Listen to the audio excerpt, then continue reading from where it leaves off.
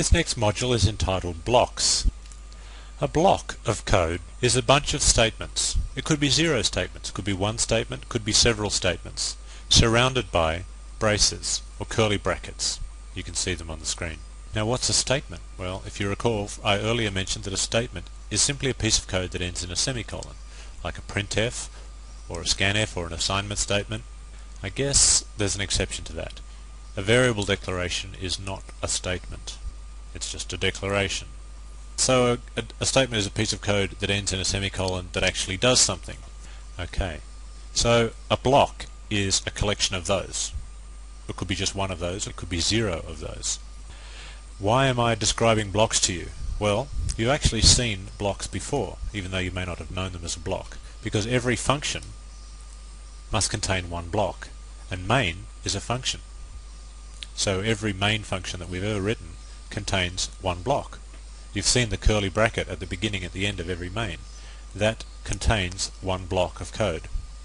And other parts of C, such as the if, the else, the while, the do, and the for statements, they can all either be followed by a block of code or a single statement. Now you haven't seen anything of those except the if statement. You haven't seen the while or the for or any of the others. But take my word for it, when we get to those you'll see that they're exactly the same as the if. So what I'm saying to you now is that after the if you can put a block of code, or you can put a single statement. It's completely up to you, and the same will apply to all those others. We'll have a look at an example in just a moment. Finally, not quite finally, but blocks can also contain other blocks. You can have a block inside a block. You might just create a block out of the blue. Instead of putting a line of code that says x equals y plus 3, you could put a block of code there instead. It seems a bit of an odd thing to do, put a bunch of curly brackets there when you might not need them, but I'll show you an example of when that might be necessary. And now, finally, variables can be declared at the start of any block. I mentioned before to you that variables can only be declared at the beginning of a function. What I was really trying to say was you can't just declare a variable willy-nilly anywhere within a function. But if you recall, a function contains one block, and if you can declare a variable at the beginning of a block, then you declare a variable at the beginning of the function, which is what we learnt. But I'm going to extend that rule now slightly and say to you that variables can be declared at the start of any block, even if it's within an if statement or within a for loop or anywhere like that, as long as it is at the beginning of a block. That's the only thing you have to remember. You can't declare a variable if a statement has already been issued within a block. Now let's move on and have a look at a piece of code that illustrates all of this information. Here is blocks.c. You'll find it in the chapter 4 folder on your CD. This illustrates the use of blocks. Let's just walk down through the program and have a look at what we've got. There is the beginning of a block.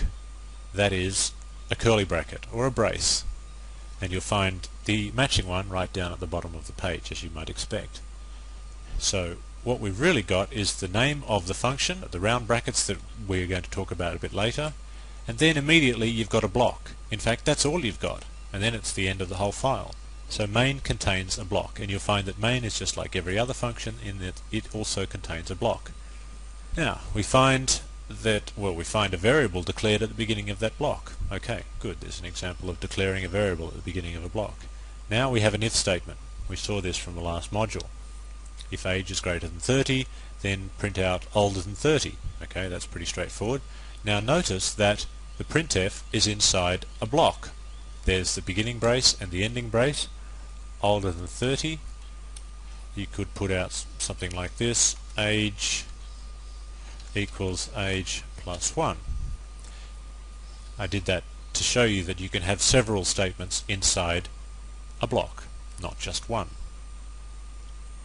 Now I also mentioned just a moment ago that if statements can be followed by a block, or they can also be followed by a single statement. And here is an example of an if statement that's being followed by a single statement. So you've got a choice. You can follow an if statement with a block or with a single statement. Now look at this code. This might look a little bit odd to you.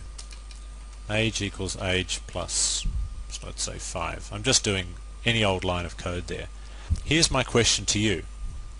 If indeed age does happen to be less than 20, which I believe it is in this case because it's actually 15, what will get executed? If you said to me, this printf will get executed, you'd be correct. And if you said to me, this age equals age plus 5 will get executed, that's also correct. But here's the question. If age is greater than 20, now age is not greater than 20, but if it was, what would get executed? Now for all those people that are thinking that nothing would get executed, you're wrong. This line here would not get executed. This line here would get executed.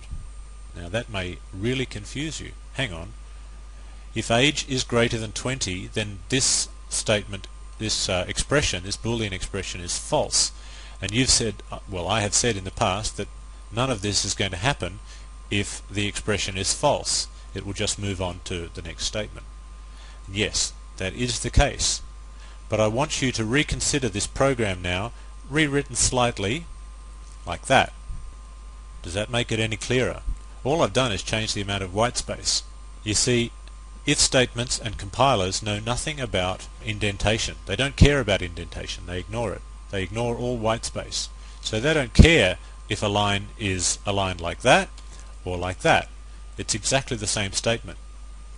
It certainly makes a difference to us if we're paying attention to the indentation on the page. It's going to confuse us if we see that, because we're going to think that that age equals age plus 5 is somehow connected to the if statement above it. But it's not. It's a completely separate statement. So what will happen is, if age is greater than 20, this statement will get skipped. In other words, the if statement will say that's false, and it won't go inside the if statement, and it'll just move along to the next statement, which is this. If that's what you wanted, if you wanted age equals age plus 5 to happen, then what you would have to do is to do that. You'd have to put an open and close curly bracket around the lot to turn it into a block, because here's the rule. An if statement, and you'll see soon that same applies to for loops and while statements and everything else, an if statement can only be followed by a single thing. Now that thing could be a block, or that thing could be a statement. That's how the compiler treats it. So if you see two things here following the if statement, you can assure yourself that the second of the two is not connected to the if statement at all. Only one thing can be connected to an if statement. I hope that's clear. So let's move on. Printf, a block by itself will follow. In other words, we're talking about a block that is not connected to anything. It's not part of a function. It's not part of the if statement. It just is all by itself, and there it is. There is the opening curly bracket, and there's the closing curly bracket, and inside you've got some more stuff. A new variable declaration. Remember I said you can declare a variable anywhere inside any time that you have a block you can declare another variable or collection of variables, but you must do it at the beginning of the block, and that is indeed what has happened here. We have declared a variable at the beginning of this block, and then some code gets executed as well. We assign a value to new age, and then we print it out. Notice that it is quite okay inside this block to reference something that is outside of the block. We're referencing a variable called age, and that's perfectly okay, even though age is not part of this block. It's part of, if you like, the parent block, the block that this block is sitting inside of. I hope that makes sense. We can call this the child block, and the block that it's inside of we can call the parent block. So what happens? Well, we come walking down here and we get to this printf statement, and that executes, and then we just carry on and execute this next line of code, new age equals age plus 30, and then we execute the printf, and then we move on. You may think to yourself, what is the point of having a block all by itself in the middle of the code? Surely it's perfectly okay to get rid of those curly brackets and just leave it like that. It's not connected to an if statement, so surely removing the brackets is just the same as having the brackets there. And you're almost correct. There is very little difference. You'll notice that as it stands now it won't compile because we've got a variable declaration in the middle of a function. So we'd have to take this line of code and move it up to the top of the function if we wanted this program to compile. Other than that, it's fine. So why do we have the block there in the first place? I'll just put the block back again. Why would we have a block like this? Well, one reason is to declare a variable near where you're using the variable. Here we're declaring new age, and here we're using new age, and that's the only time we're using new age. So that's a good enough reason for us to declare a block at that point, is simply to have the ability to declare a variable near where the variable is being used. That's one possibility. Another possibility has to do with memory usage, and it has to do with something called the stack.